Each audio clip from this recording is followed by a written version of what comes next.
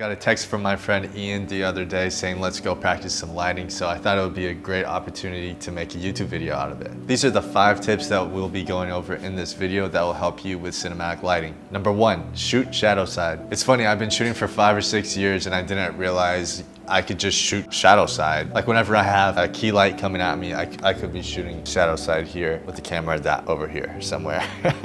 Especially if you're going for a dramatic look, this really adds character to your image. Number 2, use atmosphere spray or fog. This also increases exposure in the room. So you can use this actually to fill in light in shadows that are too dark. Number 3, try to fill the shadows so you don't actually lose detail in them. You want to shoot it with detail so you can move it around in post. You can always add masks to create that dramatic look you're really going for. Number 4, invest in some negative fill, whether that's blocking out light or absorbing light. We actually didn't have any negs in this shoot, which we wish we had, but we just worked with what we got. And number 5, bring some props, maybe some things that can interact with the lighting that you already have. And now here's the BTS where we explain these 5 tips more in depth, and I hope you enjoy it. We're in the middle of a storage unit provided by Ian. Hey, so we're trying to light a storage unit. Small spaces are actually quite hard. We got 1 tube, potentially. The reference is like 1 tube. Problem is, a lot of times in movies and film, we enjoy being manipulated because this whole space probably wasn't lit by 1 tube from the reference. So using that as a practical and then like filling the space with haze or even a kicker light or a hair light or just bounce some light to bring the levels up will make that look like it's lighting the whole scene, but typically like a practical light never lights the entire scene. We could do like a top-down hair light or kicker or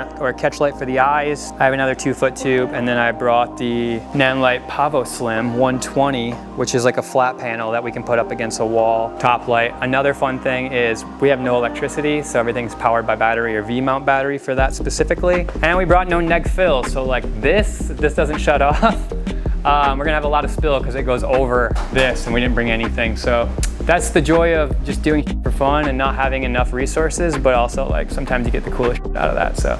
Wow. Bruh. Safety first. Sketchy. Safety first. Yeah, still. I'm trying to keep the moody vibes, but like when you expose for moody, you still want to expose it properly. That a lot of people kind of mess that up. They like underexpose, expecting it to look good, and then you just lost all your shadow detail in post. Yeah, I'm definitely. So you want to keep your histogram almost perfectly in the middle, like exposing properly for like a low light scenario feels weird. To grade it, you have so much flexibility to crush the shadows or bring them up. If I was to expose it dark, see my monitor, like you're like, oh, I like that moodiness.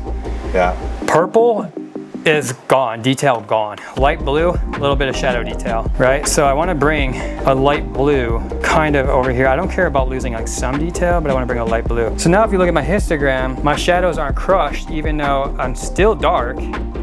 I'm not completely middle of my histogram, but my shadows aren't crushed here, so there's detail. In an ideal world, we would have like gaffer tape, we would neg this out so the wall wasn't so bright back there. Like we'd have neg covering up this spill above the door, like in an ideal world, but this is like solo ass filmmaking, so there's that.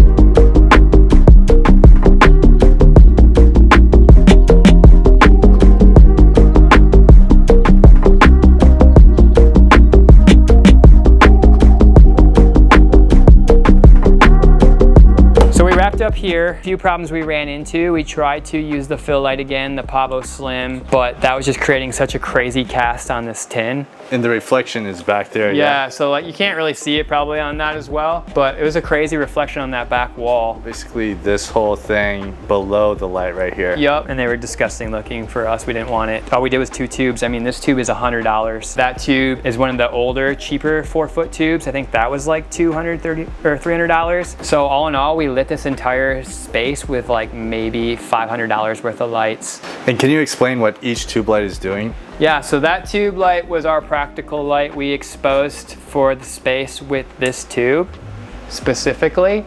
And then it just wasn't enough light to like physically light up the space and have that not blown out. So then we brought the 1-foot tube. I put it over here as a key light, if you will. So that's a practical up there and that's a key light. Yep, okay. And I did walk in with this, so it made sense as to why I was like lighting the space with the tube and looking through everything. You would normally use a flashlight, but Fitz left it out there and we didn't want to like run the motion sensor again and have to wait another half hour. So we use this as our key light for everything. So like when I'm looking, I had light, you know, all over the place. And then when I was just sitting here, I had a key light, which was motivated by the practical light.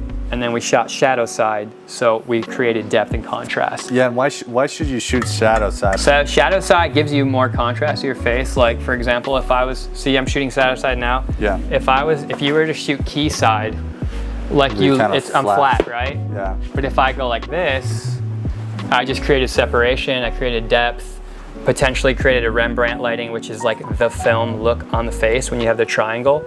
I also, with the key light on this side, I probably have a catch light in my eye, and I have contrast. So like here, really shitty. Here, contrast.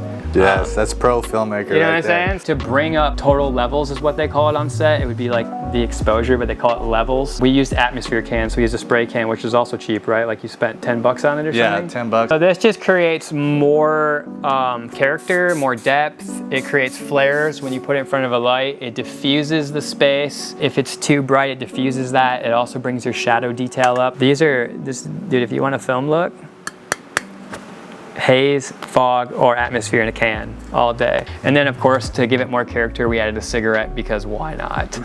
Adding to that smoke. Yeah, giving it more atmosphere. texture with the smoke, giving it more depth in the space, giving it more character. Fake one, of course. Of course, CBD all day. At the end of the day, you just want a nice look and you want to make it interesting. So like all this makes it interesting. The atmosphere, backlighting it, shooting shadow side makes it interesting.